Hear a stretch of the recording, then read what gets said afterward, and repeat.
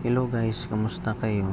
Voice over muna tayo ngayon kasi maingay yung mixer hindi marinig yung mga sinasabi ko, kaya voice over muna tayo.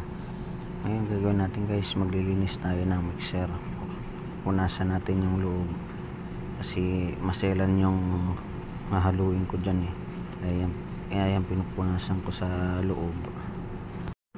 Salamat pala guys sa walang sawa yung suporta sa akin. Sana guys patuloy nyo kong suportahan ito sa journey ko sa Facebook man o sa YouTube. Sana guys subscribe nyo yung channel ko. Pupunasan lang natin na maigi yan guys kasi kailangan mawala yung mga natira-tira mga kulay dyan, tapos pati yung blade niyan sa loob kailangan mong punasan. Hindi talaga guys madali yung trabaho namin na ganyan, kasi pag hindi mo pinunasan yung loob guys, nagiging kontaminado yung materialis. Hindi pwedeng isa lang sa machine pag kontaminado. Sa mga nagtatanong dyan kung ano pong mixer po yan, yan po yung mixer ng mga plastic.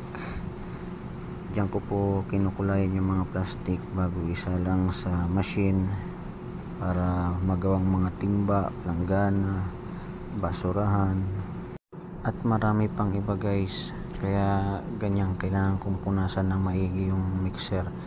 Kailangan malinis na malinis para pag nagsalang ka ng ibang kulay hindi makontaminado. Pati yung type guys, pinupunasan ko yan kasi minsan doon ng kontaminado sa takip, kasi minsan may mga tira-tira dyan, tapos kailangan mawala yan guys. Lahat ng natitirang mga kulay dyan sa loob kailangan mong alisin para hindi maging kontaminado yung susunod mong kulay na haluin guys. Paparinig ko lang sa inyo kung gaano kaingay yung mixer dito guys, kaya nag voice over na lang ako guys. Sobrang ingay talaga guys.